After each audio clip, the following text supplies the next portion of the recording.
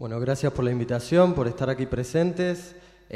Como decía la compañera, esta mesa es trata laboral y trabajo esclavo, y uno de los panelistas, el primero que va a hablar con ustedes, es Luis Machado. Se formó en Administración en la Universidad Macquarie de Sydney, Australia, y en Derecho por el Centro Universitario de Brasilia, Brasil. Especialista en Derecho Laboral, desde el 2003 integra el equipo del programa de la OIT de combate al trabajo forzoso y trata de personas en Brasil, siendo desde el 2009 el coordinador del programa. Es miembro de la Comisión Nacional para la Erradicación del Trabajo Esclavo y el Comité Gestor del Pacto Nacional para la Erradicación del Trabajo Esclavo en Brasil. Luis. Gracias. Muchas gracias. Buenas tardes a todos y todas.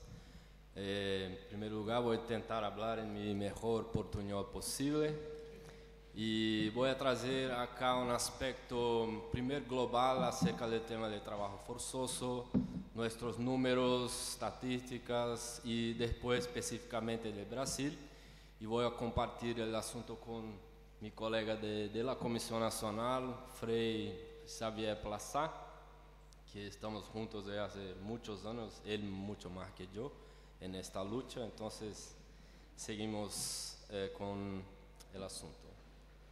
El trabajo forzoso está definido en el convenio 29 de la OIT, que este convenio que es de 1930, y dice que todo trabajo o servicio exigido a un individuo bajo la amenaza de una pena cualquiera y para el cual dicho individuo no se ofrece voluntariamente es trabajo forzoso. Este convenio se complementa con otro convenio, el 105 de la OIT de 1957, que dice que todos los Estados miembros de la OIT tienen que abolir todas las formas de trabajo forzoso. Hay algunas excepciones en caso de guerra o en caso de calamidad pública, pero el trabajo forzoso, por ejemplo, en las prisiones también no es aceptable.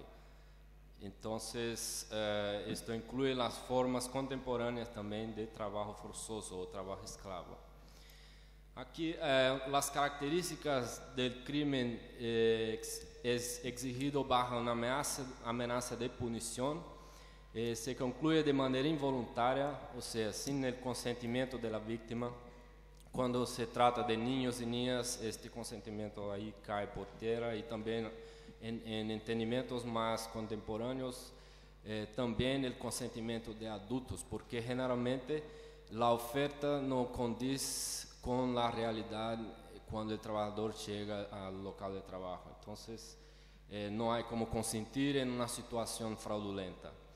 No puede ser confundido con salarios bajos o condiciones precarias de trabajo, pero sí como una grave violación a los derechos humanos. Y en el convenio 29 había y hay un fuerte componente de restricción de la libertad personal.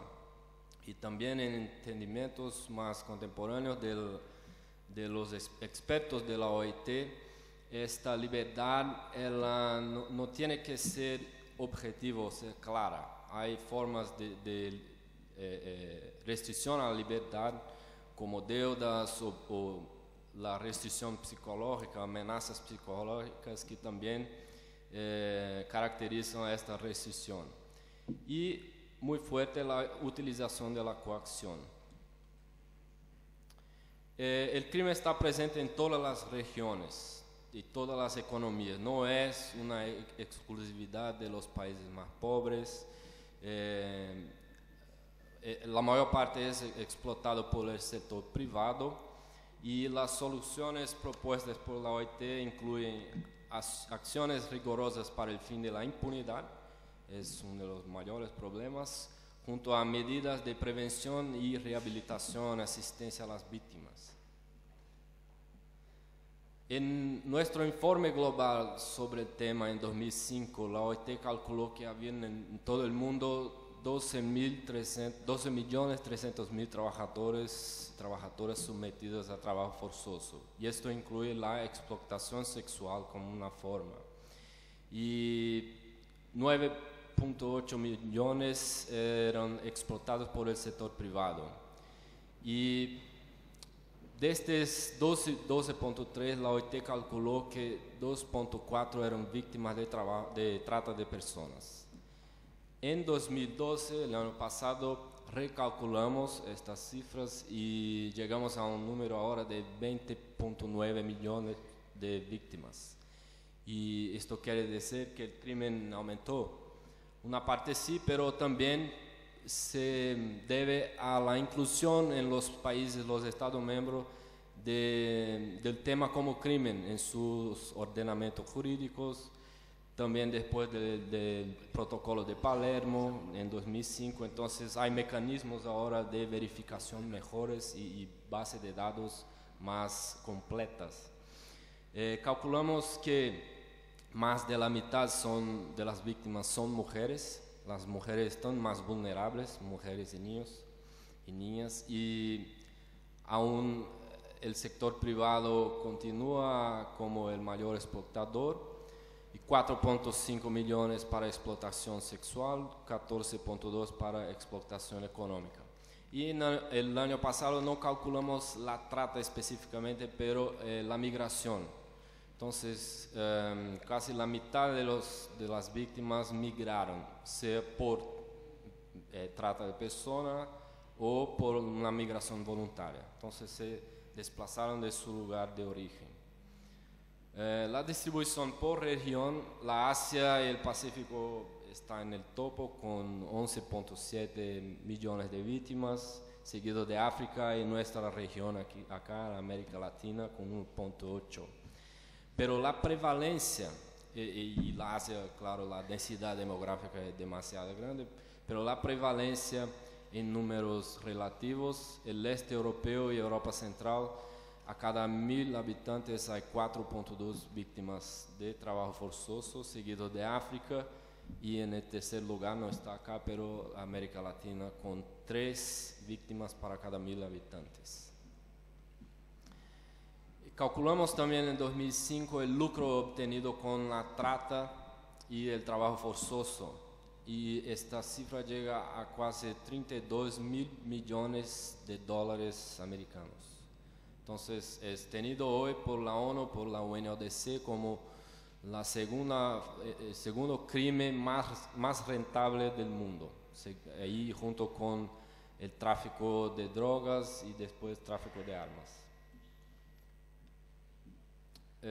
Y en 2009, en nuestro informe global de este año, calculamos el costo de la coacción, o sea, cuánto cuesta para las víctimas toda esta explotación, cuánto dejan de ganar o cuánto están pagando para ser colocadas en el mercado laboral, y esto llega a casi 21 mil millones de dólares.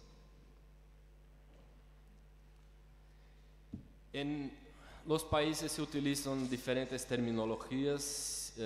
Vimos la utilización de trata de personas ahí por el Estados Unidos, como el tema paraguas para los conceptos similares como trabajo esclavo, esclavitud contemporánea, pero en Brasil utilizamos la terminología trabajo esclavo. Es una terminología que ya viene de la lucha de la Iglesia, de la CPT, y que el país adoptó en 2003 con el lanzamiento del primer plano para el combate al trabajo esclavo, toda la construcción de la política que se fortaleció en 2003, se firmó esta terminología. Y las situaciones encontradas en Brasil están en el ámbito de las convenciones de la OIT. Es una convención antigua, pero aún abarca las situaciones de hoy día. Y el concepto brasileño que está en nuestro Código Penal amplía el entendimiento de que el trabajo forzoso no se restringe a la libertad, a la restricción de la libertad, pero sino también con la jornada agotadora y el trabajo degradante. Entonces son conceptos un poco más subjetivos que también se considera trabajo esclavo. Y la restricción de la libertad, que era mucho común en Brasil, no es tan común ahora por toda la acción del Estado brasileño contra el trabajo esclavo, pero las formas clásicas eran la servidumbre por deudas, la retención de documentos, el aislamiento geográfico y la presencia de guardas armados. Y el Brasil es tenido por la ONU, por la OIT, como una referencia mundial, no porque acabó con el trabajo esclavo en Brasil, pero que por más de 17 años, casi 18, viene combatiendo el problema y tienes muchos mecanismos e instrumentos adoptados.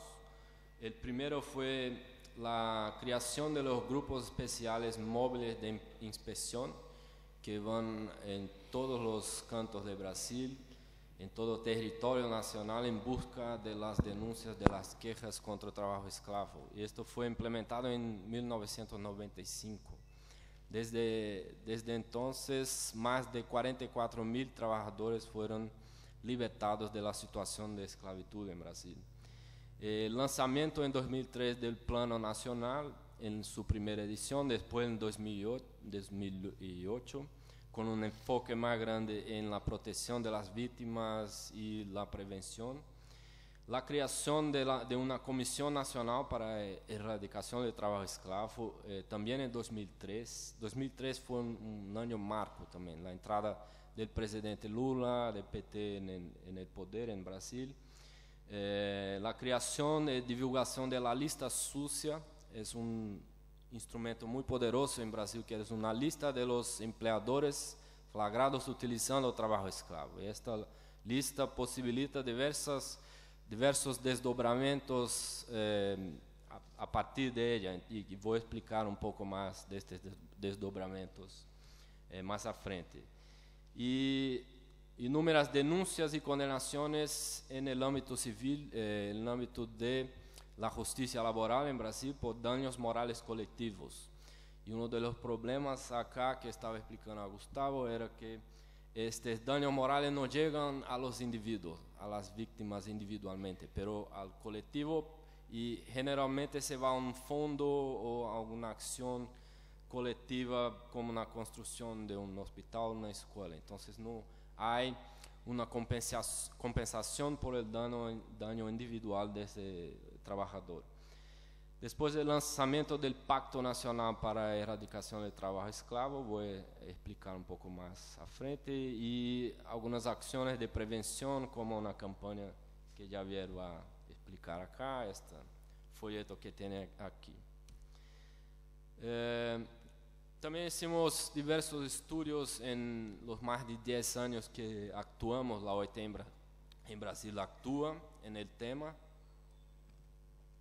Uno de ellos fue trazar el perfil de los trabajadores esclavos en Brasil. Entonces, en su mayoría son hombres, 95% de las víctimas son hombres, tienen entre 21 y 40 años de edad, son analfabetos o con pocos años de estudio, como 2, 3 años.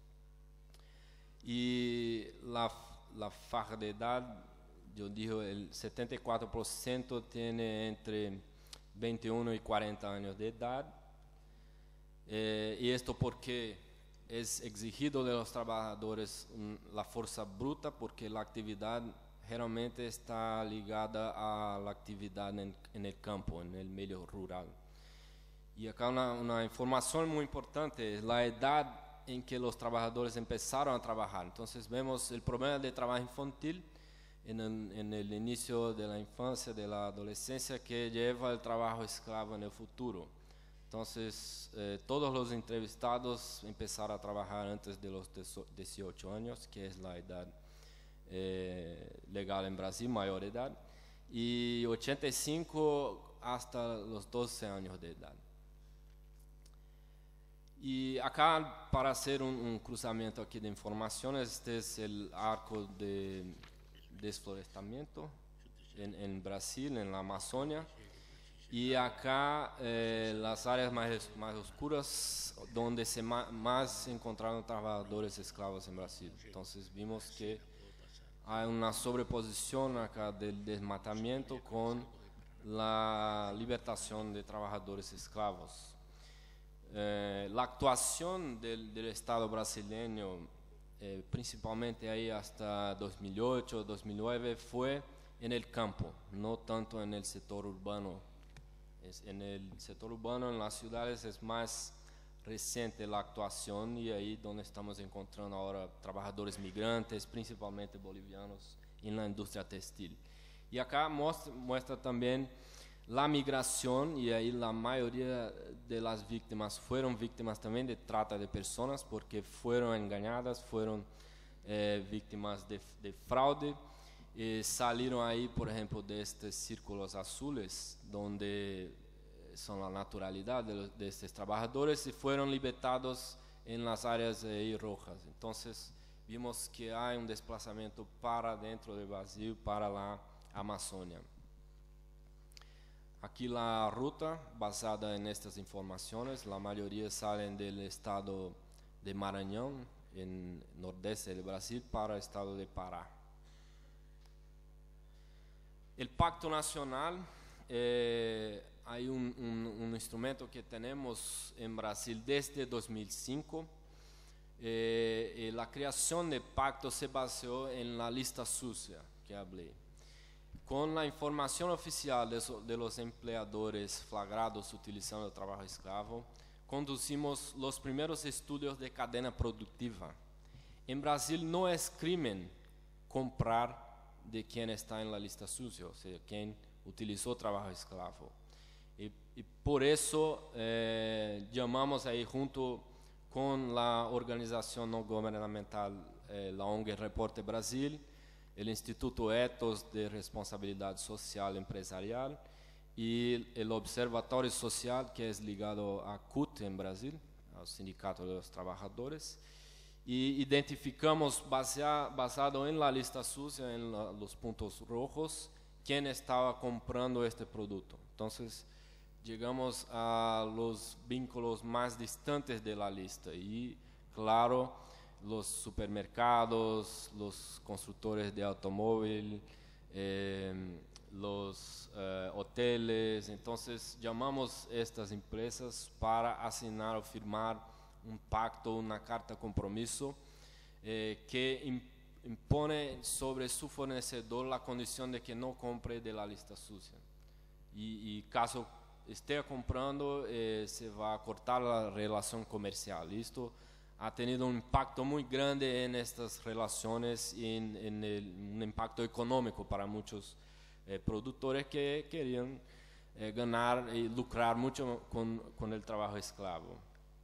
Entonces, hoy tenemos más de 400 empresas que firmaron el pacto, empresas grandes como Coca-Cola, McDonald's, Shell, Petrobras. Entonces, y principalmente los bancos acá, que los bancos se comprometen a no financiar o no hacer préstamos para quien esté en la lista sucia y para quien esté en esta relación. Entonces los bancos se tornan ahí parceros fundamentales en esta campaña de restricción comercial e impacto económico en la lista sucia. Acá en nuestro site en Brasil tenemos todos los estudios, las informaciones más fundamentales de este problema en el país, y mi email si quieren contactarme. Muchas gracias.